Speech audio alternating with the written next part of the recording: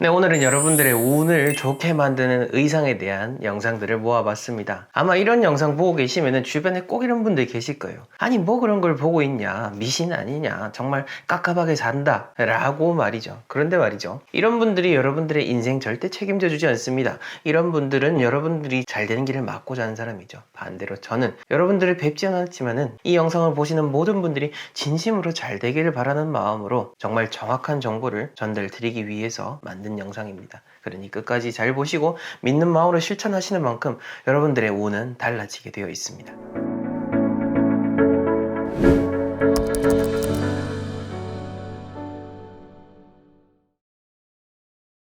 오늘 제가 말씀드리는 것들은 제가 개인적으로 출장 컨설팅을 나간다라든지 미팅을 할 때라든지 그리고 제가 개인적으로 들고 다니는 것들 위주로 말씀을 드리는 겁니다. 자, 그래서 제 개인적인 소견도 많이 들어가 있다는 점을 미리 말씀을 드립니다. 자, 여러분들이 외출할 때 꼭 챙기시면 좋을 것 그 첫 번째는요, 바로 반지입니다. 장신구 같은 거 별로 안 좋아하시는 분들도 있겠지만은 사실 반지 안 하신 분들은 거의 찾아보기가 힘들죠. 뭐 결혼하신 분들은 당연히 결혼 반지 위주로 하고 다니실 거고요. 결혼하지 않으셨다라고 해도 또 사실 나이가 들면서 이렇게 손이나 보여지는 것이 신경 쓰다 보니까 장신구를 더 많이 하려고 하게 되죠. 뭐 어쨌든 반지를 하고 다니신 거는 전 참 좋다라고 생각합니다. 저 같은 경우에도 결혼 반지를 끼거나 아니면은 어떤 종교적인 의미를 담고 있는 반지를 밖에 나갈 때 특히 하고 다니곤 하는데요. 이 반지라고 하는 물건을 잘 생각을 해보면은 상당히 오래 전부터 사람이 장신구로 사용하던 물건 중 하나였죠. 그만큼 여러 가지 사회 문화적인 의미도 함께 담고 있는 것 중에 하나입니다. 반지 같은 경우에 뭐 여러 가지 어떤 손가락에 끼면은 어떻고 그런 내용들이 있습니다만은 뭐 언젠가 기회가 되면은 말씀을 드릴 거고, 오늘은 그냥 반지 자체로서 이게 의미가 있다라는 것만 생각을 하시면 됩니다. 그리고 어떤 반지를 끼건 간에 꽉 끼는 것보다는 당연히 이런 순환이 잘 될 수 있도록 어느 정도 넣고 빼기 좋은 것 위주로 끼는 게 좋겠죠. 그 점을 잘 생각해 보시고요. 자, 그 다음 제가 외출할 때 꼭 챙기는 것 중에 하나가 금전운을 키우기 위해서 항상 현금을 들고 다닙니다. 가방이 작을 때는 반지갑을 활용하고요. 가방이 넉넉할 때는 또 장지갑을 활용해서 그렇게 현금을 넣어서 다니는데요. 보통 요즘 이제 얼굴 없이 이렇게 뭐 풍수, 뭐 사주 이런 영상들을 보게 되면은 동전에 대한 이야기를 많이 하는 것을 볼 수 있습니다. 사실 동전에 대한 그 풍수를 언급하는 것은 대부분 다 어떤 그 중국에서부터 비롯된 경우가 많습니다. 우리나라에서는 그런 동전에 대한 이야기를 찾아보기가 쉽지 않은데요. 이제 그런 특성이 있다라는 것을 제가 생각이 나서 말씀을 드리는 거고요. 어찌됐건 간에 저 같은 경우에는 그 깨끗한 지폐, 그리고 누군가 소중한 사람이 저에게 소중한 마음을 전달하기 위해서 준 그런 돈들을 저만의 부적으로 생각을 하고 들고 다니곤 합니다.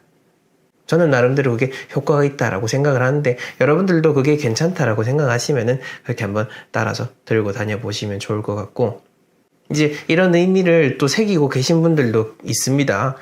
몇 달 전에 제가 출장 컨설팅을 갔던 그 한 곳에서도 이제 그 교수님께서 함께 지내고 계시는 분에게 현금을 선물하고 싶어가지고 제 지갑 속에 있는 그 현금을 달라라고 그렇게 요청을 하셨던 기억이 납니다.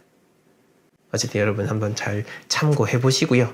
자, 그 다음으로 요즘 제가 문서운을 키우기 위해서 항상 또 들고 다니는 게 있는데요. 바로 펜입니다. 몇 달 전에 또 여러 좋은 계약들도 있고 석사 학위 취득과 동시에 또 박사로 진학하게 되면서 저에게 선물을 해주고자 좋은 만년필을 하나 샀는데요. 이렇게 해서 좋은 사인 많이 하고 좋은 계약을 하자라는 의미로서 그런 펜을 들고 다닙니다.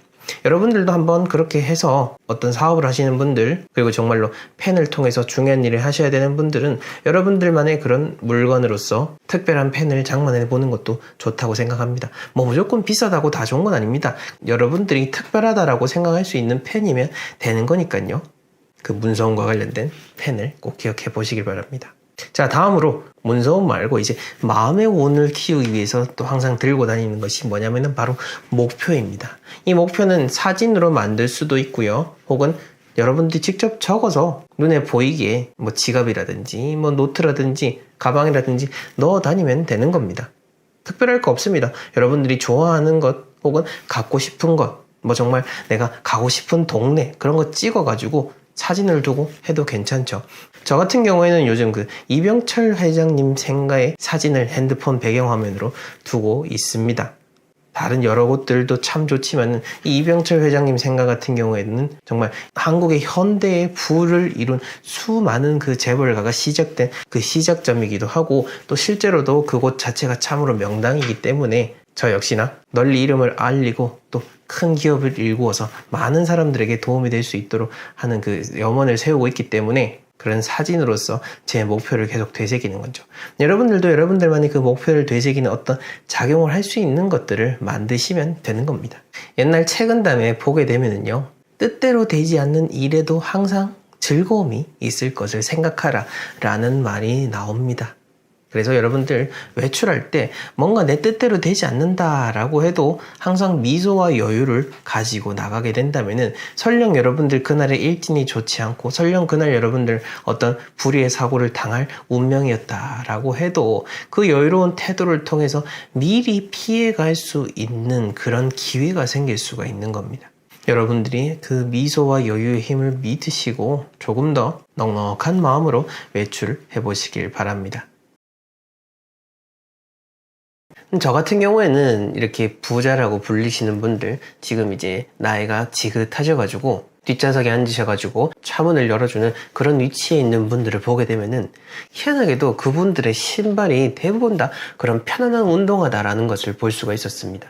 요즘은 공식적인 석상에서도 그렇게 착용을 하시는 것을 볼 수가 있는데, 그렇다고 뭔가 브랜드가 있는 것도 아닌 것 같고 밑창이 하얀 이런 전형적인 그런 옛날 운동화의 형태 있지 않습니까? 그거를 많이 신는 것을 볼 수가 있었습니다. 뭐 물론 우리가 그 신발 신는다고 다 부자가 되는 건 아니겠죠. 그런데 그 신발에서 우리가 얘기할 수 있는 거는 뭐냐라고 한다면 바로 편안함인 겁니다. 우리가 신발을 신는 이유가 뭡니까? 근본적으로는 발을 보호하기 위함인 거죠. 외부에 뾰족한 거라든지 불퉁한 것 때문에 이 발이 상하는 것을 막아주는 것도 있거니와, 현대에서는 발이 조금 더 편안할 수 있도록 하는 그런 신발을 신는 거, 그게 나의 건강에도 그리고 나의 하루의 그 피로도에도 큰 영향을 미치는 것 중에 하나인 거죠. 그렇게 봤을 때 진정으로 내가 잘 낼 수 있는 신발이다라고 한다면은 여러분들이 보여지는 것도 중요하지만은 1차적으로는 편안한 신발을 찾는 것이 가장 우선이다라고 볼 수가 있는 거죠. 자, 그렇다면 좋지 못하는 신발은 어떤 것이 있냐라고 한다면은 저는 개인적으로 이런 신발이 제일 안 좋다라고 생각합니다. 옷 맵시를 망치는 신발입니다. 옷 맵시라고 하는 거, 그 전체적인 그 분위기를 좌우한다라는 건데, 그 전체적인 분위기를 신발이 갑자기 뭔가 확 튀어버려가지고 바지의 라인을 엉망으로 만들어버린다라든지, 그 옷차림과는 전혀 다른 별로인 상태의 그 신발을 매칭하는 것은 편안한 신발이라고 할지라도 외부에서 보여질 때는 그렇게 또 좋게 보기는 어렵다라는 거죠. 즉, 편안한 신발을 찾으시되 외부의 시선도 어느 정도는 고려를 하시는 게 좋다라는 거죠. 뭐 나만 편하면 돼 라고 생각하시면 그래도 되지만은, 제가 이런 신발이든 옷차림이든 이야기 드릴 때 항상 말씀드렸던 거, 이 옷차림에 신경을 쓰는 이유는 다른 사람이 나를 볼 때 그 편안함을 느낄 수 있도록 해주는 것, 그것이 또한 운이기 때문에 다른 사람의 시선도 중요하게 생각을 해야 된다라고 제가 말씀을 늘 드려왔습니다. 옛날에는 여성 상류층에 계신 분들이 신었던 신발을 여해라고 했습니다.